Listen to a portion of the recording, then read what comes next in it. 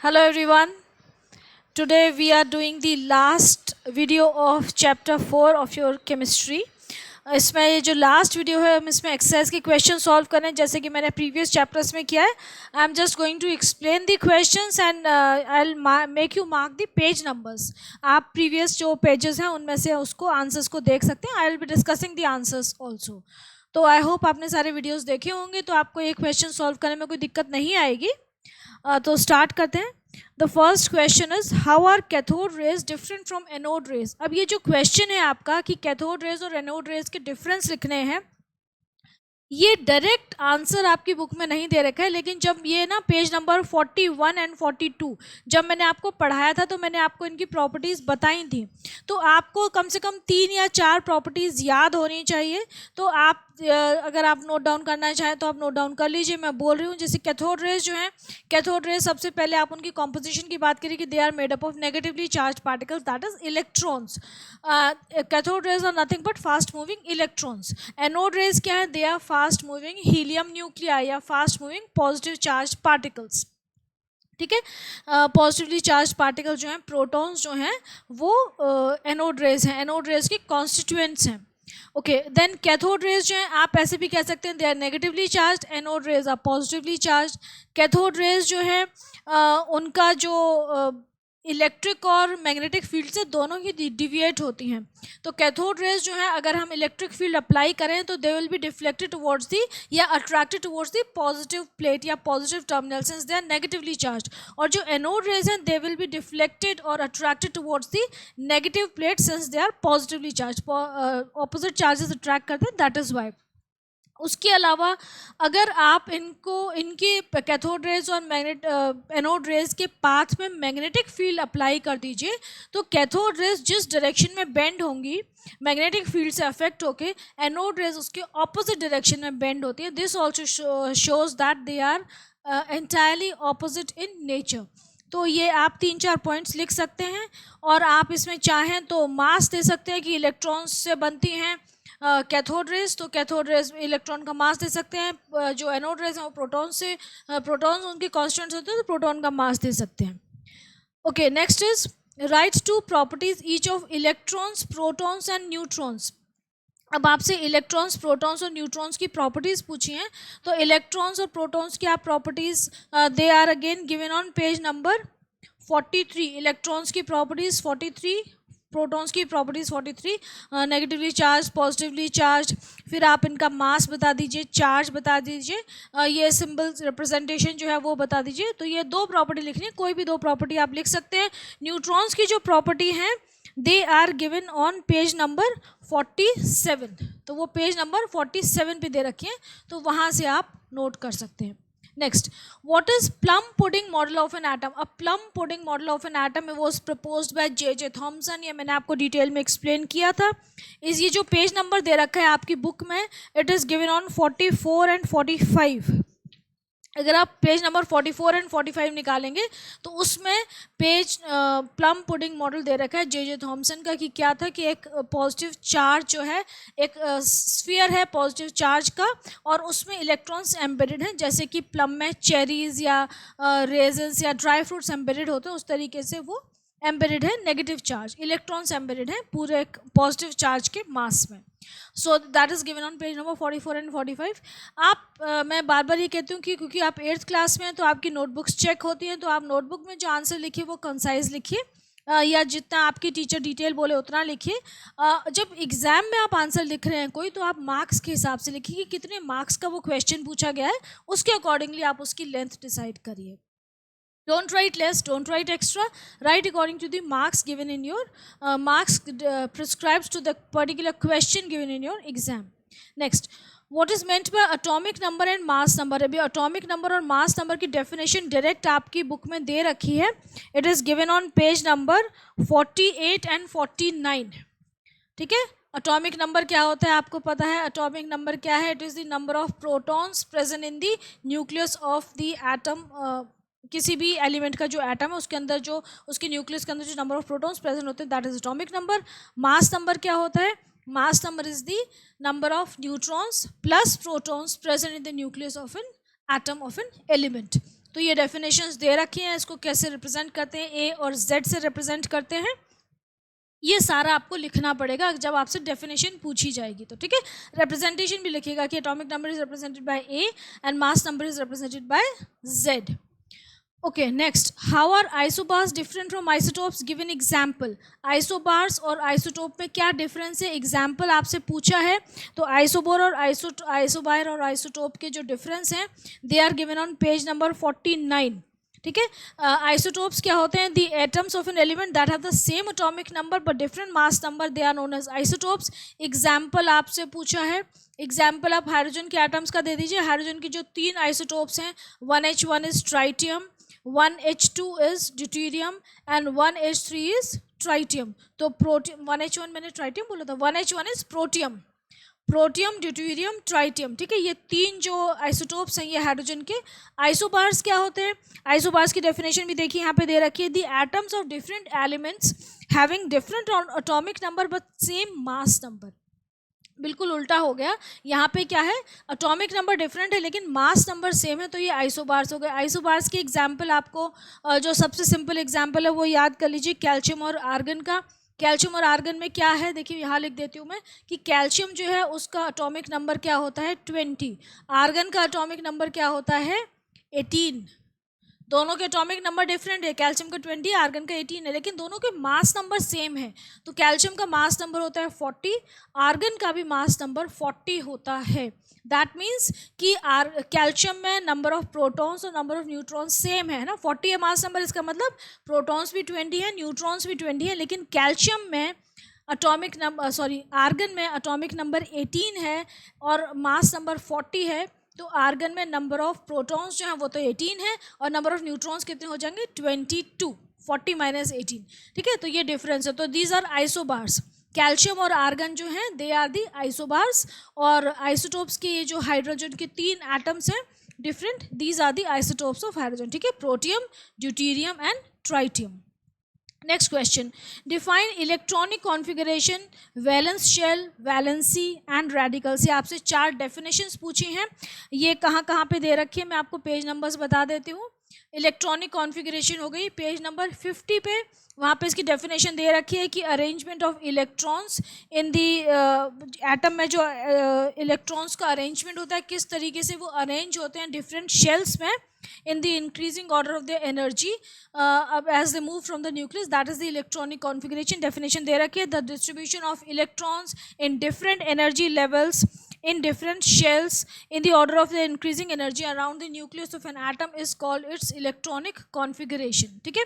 Valence shell क्या होती है, वैलेंस शेल आपके नेक्स्ट पेज में दे रखी है, पेज नंबर 51 में देखिए, वैलेंस शेल की डेफिनेशन दे रखी है towards the end of page number 51, that the outermost shell of an atom is called its valence shell. ये हमें पता भी है कि जो सबसे बाहर वाली जो आउटरमोस्ट शेल होती है किसी भी एटम की, जब हम उसकी ऑर्बिटल डायग्राम बनाते हैं तो that is known as the valence shell of that particular atom. Valency क्या होती है, वैलेंसी की definition is given on page number 52। Valency है क्या, मैंने आपको लास्ट लेक्चर में काफ़ी कॉम्प्रिहेंसिव मैनर में एक्सप्लेन की थी। It is the combining capacity of an atom, कि एक एटम और कितने एटम्स के साथ बॉन्ड फॉर्म कर सकता है, दैट इज इट्स वैलेंसी। तो combining capacity of an atom of an element with the atoms of other elements to form molecules is called its valency. Next is radicals. Radicals की definition दे रखी है आपकी page number, जो आपका बिल्कुल last page है, पेज नंबर 55।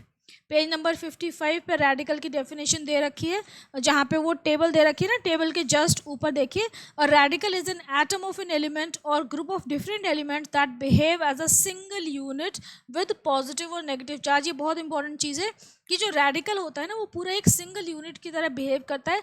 मैंने आपको एग्जाम्पल दिया था, जैसे मैंने सल्फ्यूरिक एसिड का एग्जाम्पल दी थी, मैं दूसरा एग्जाम्पल लेती हूँ, हम लेते हैं एक salt sodium sulphate Na2SO4, sodium sulphate का एग्जाम्पल लिया मैंने यहाँ पे। तो यहाँ पे देखो, अगर हम इस कंपाउंड को ब्रेक करें तो ये 2 रेडिकल्स में कन्वर्ट हो जाता है। हमने पढ़ा था ना, पॉजिटिव रेडिकल होते हैं, नेगेटिव रेडिकल होते हैं।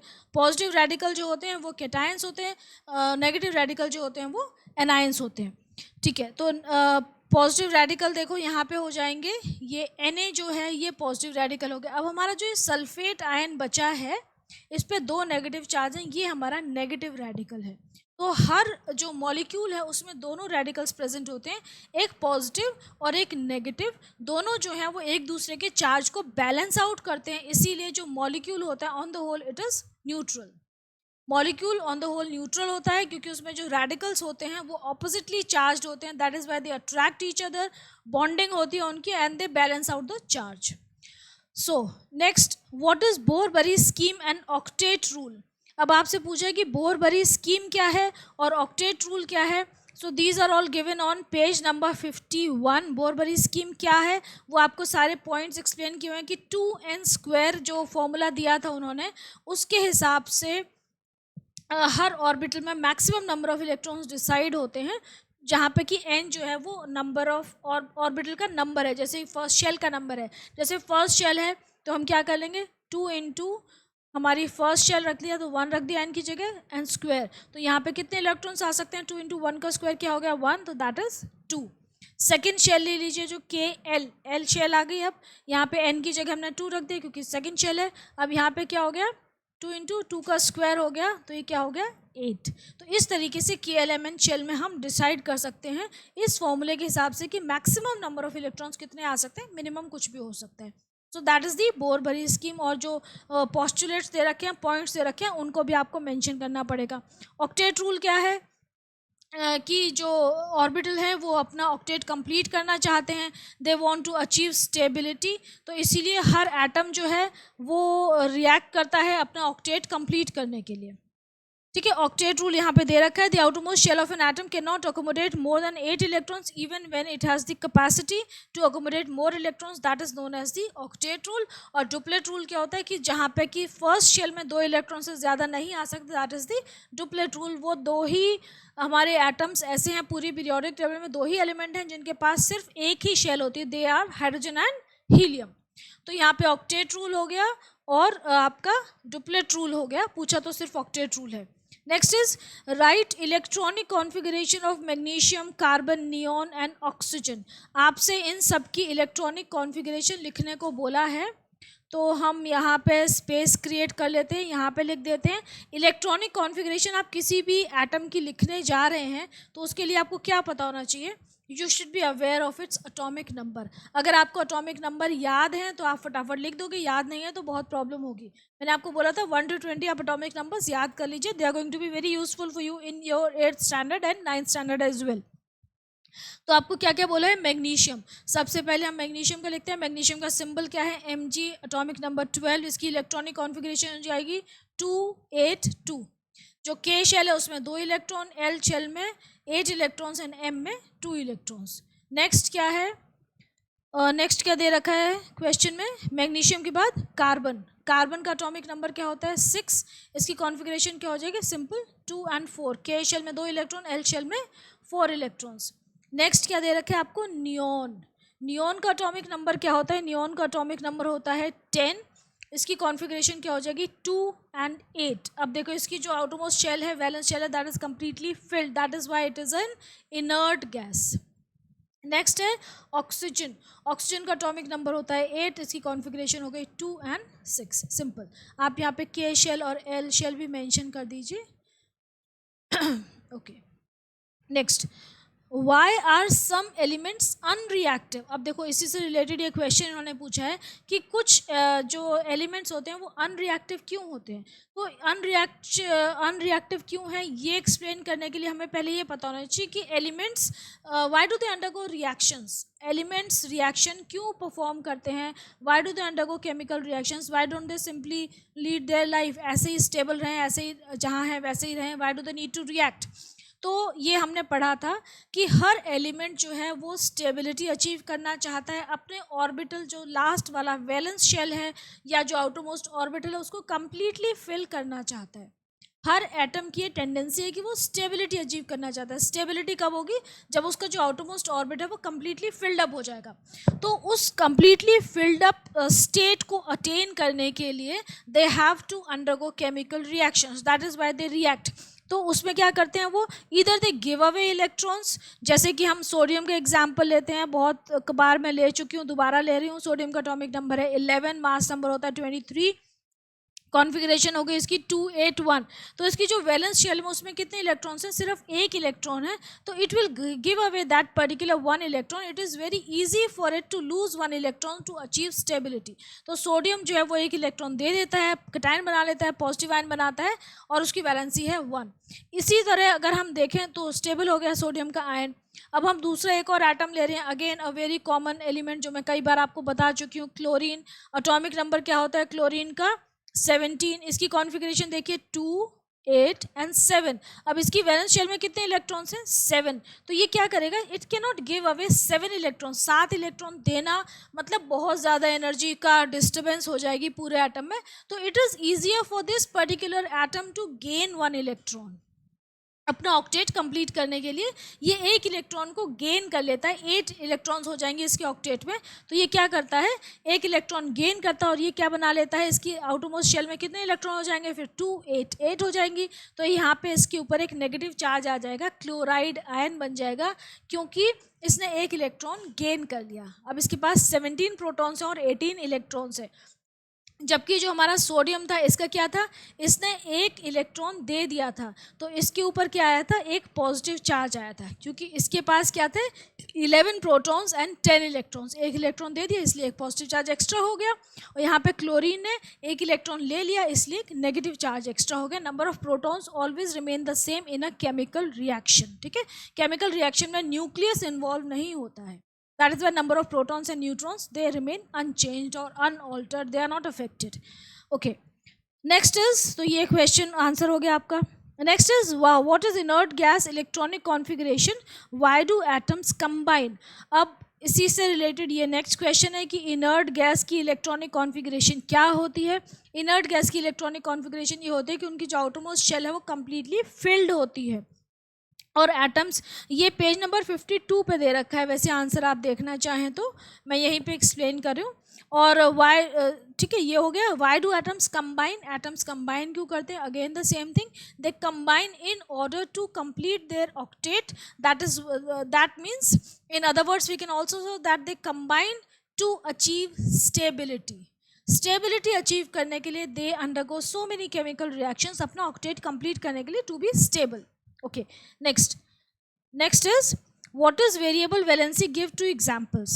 variable valency क्या है, उसकी examples। variable valency का जो concept है that has been explained on page number 55 पे explain किया हुआ है variable valency का concept। एक मिनट में इसको scroll कर लूँ थोड़ा सा ताकि आप लोगों को question नज़र आए, है ना। हाँ, ओके। वेरिएबल वैलेंसी का कॉन्सेप्ट दे रखा है कि sometimes, that is given on page number 55, that sometimes certain elements show more than 2 valencies, that is why they are known as they are known to show variable valencies। दो example पूछे हैं आपसे, examples आप दे दीजिए variable valency के। एक तो iron का दे दीजिए, आयरन 2 वैलेंसीज शो करता है। आपको बहुत सारा चार्ट था ना, मैंने आपको बोला था लर्न कर लीजिएगा। आयरन 2 वैलेंसीज शो करता है। आयरन की जो लोअर वैलेंसी दैट इज +2, उसको हम बोलते हैं फेरस आयन, ठीक है। और जो हायर वैलेंसी शो करता है iron that is +3 and we call that as ferric ion. तो ये आयरन का एग्जाम्पल हो गया। नेक्स्ट एक और आपसे एग्जाम्पल पूछा है तो आप कॉपर का ले लीजिए। कॉपर की लोअर वैलेंसी होती है 1 and we call it cuprous ion. मैंने आपको एक्सप्लेन किया था कि कोई भी एटम जब 2 वैलेंसीज शो करता है, मतलब वेरिएबल वैलेंसीज शो करता है, तो उसकी जो लोअर वैलेंसी की जो स्टेट होती है उसके आगे हम OUS लगाते हैं, और जो हायर वैलेंसी होती है उसमें हम IC लगाते हैं, ठीक है। तो यहाँ पे कॉपर की जो लोअर वैलेंसी है वो 1 हो गई, तो क्यूप्रस हो गया, और उसकी हायर वैलेंसी हो जाएगी Cu2+, दैट इज क्यूप्रिक, ठीक है। तो ये 2 कॉपर की वैलेंसी हो गई, ये 2 आयरन की वैलेंसी हो गई। तो आपको 2 एग्जाम्पल्स पूछे, ये दोनों एग्जाम्पल्स हो गए। Next is write the postulates of Dalton's atomic theory. तो डाल्टन्स एटॉमिक थ्योरी के postulates they are given on page number 41। आप वहाँ से देख लीजिएगा, लिख लीजिएगा, डायरेक्ट क्वेश्चन है, nothing very special about it. Okay, describe Rutherford's alpha particle scattering experiment. Experiment पूरा दे रखा है आपका, पेज नंबर 45 पे। और conclusions, also right the conclusions drawn on the base of observations. तो कंक्लूजन्स ऑब्जर्वेशंस दोनों अगेन पेज नंबर 45-46 पे दे रखी है, तो वहाँ से आप इस आंसर को पिक कर सकते हैं। एक्सप्लेन मैंने काफ़ी कर चुकी हूँ, मैं काफ़ी कर दिया था। Next, describe the structure. अच्छा, मैंने आपको ये एक चीज़ बोली थी ना जब ये पढ़ाया था कि अगर आपसे एग्जाम में कंक्लूजन पूछें तो आप कंक्लूजन लिखिएगा, ऑब्जर्वेशन पूछें तो ऑब्जर्वेशन लिखिएगा। आप ये ध्यान दिएगा कि आपको क्वेश्चन में क्या पूछा है। कंक्लूजन एंड ऑब्जर्वेशंस दोनों अलग कॉन्सेप्ट्स हैं, रदरफोर्ड के एक्सपेरिमेंट से अगर देखें उसके रिलेशन में, तो है ना। पहले उन्होंने ऑब्जर्वेशन की, ऑब्जर्वेशन के बेसिस पे उन्होंने कुछ कंक्लूजन्स निकाले। तो जो आपसे क्वेश्चन में पूछा जाए वो आप लिखिए, यहाँ पे आप दोनों चीज़ें लिखिएगा। Next, describe the structure of an atom according to modern atomic model. Now this has been explained on page number 48, the detailed structure की कैसे न्यूक्लियस होता है, सेंटर में उसके चारों ओर ऑर्बिट्स होते हैं जिसमें कि इलेक्ट्रॉन्स रिवॉल्व करते हैं। Each orbit is associated with a particular energy level. Electrons जब एक ऑर्बिट में रहते हैं, अपने ही ऑर्बिट में कन्फाइंड रहते हैं, तो that means they neither lose energy nor do they gain energy. अपने ऑर्बिट में जब तक इलेक्ट्रॉन है तो एनर्जी का ट्रांजेक्शन नहीं होता है, एनर्जी का चेंज नहीं होता। That is why atoms are stable. अगर इलेक्ट्रॉन अपने ऑर्बिट से मूव आउट करता है तब वो एनर्जी का गिव एंड टेक होता है, and that involves that is the basis of a chemical reaction. इसका मतलब कोई केमिकल रिएक्शन हो रहा है, तो that explains the stability of atomic atoms. Atomic theory जो है यहाँ पे मॉडर्न एटॉमिक मॉडल है ये नील्स बोर का, तो ये एक्सप्लेन करता है। इसको हम बोरबरी स्कीम भी बोलते हैं। बोरबरी स्कीम एक्चुअली ऑर्बिट्स के फिल्ड अप, किस तरीके से ऑर्बिट्स फिल्ड अप होते हैं उसके बारे में है। अदरवाइज बेसिकली जो एटम की स्टेबिलिटी थी वो नील्स बोर ने, जो डैनिश फिजिसिस्ट थे, उन्होंने एक्सप्लेन की थी। Okay, next is application based questions, where you have to complete the following table. Simple है, बच्चों को ऐसे questions करने में मज़ा भी आता है। I'm sure you will also enjoy it. यहाँ पे elements के नाम दे रखे हैं, you've been asked a symbol, और जो भी fill up करना है वो fill up करते हैं। तो सबसे पहले फॉस्फोरस का सिंबल क्या होता है? P. Atomic number has been given 15। आपसे इसको मास नंबर पूछा है, प्रोटॉन्स पूछे और इलेक्ट्रॉन्स पूछे हैं, neutrons have been given to you. अब देखो आपको एटॉमिक नंबर दे रखा है, नंबर ऑफ न्यूट्रॉन्स दे रखे हैं, तो आपको बाकी कुछ याद करने की ज़रूरत ही नहीं है। आप मास नंबर आराम से निकाल सकते हैं। नंबर ऑफ जो मास नंबर क्या होता है? Number of protons plus number of neutrons. Atomic number क्या होता है? Number of protons. तो यहाँ पे हमें पता चल गया नंबर ऑफ प्रोटॉन्स कितने हैं? 15। तो मास नंबर कितना हो जाएगा? 15 + 16 that is 31।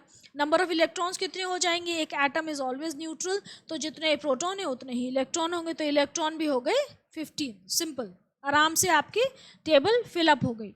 Next is argon. Argon का सिंबल क्या है? It is AR। Atomic number 18 दे रखा है, न्यूट्रॉन्स 22 हैं। मास नंबर इसका क्या हो जाएगा? प्रोटॉन्स और न्यूट्रॉन्स को आप टोटल ऐड ऑन कर लीजिए, that is 40।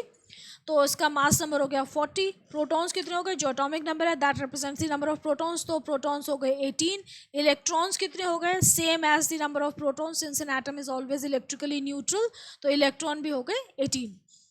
Okay, next is potassium. Potassium का एटॉमिक नंबर आपको याद होना चाहिए, यहाँ पे दे नहीं रखा है लेकिन नंबर ऑफ प्रोटॉन्स दे रखे हैं।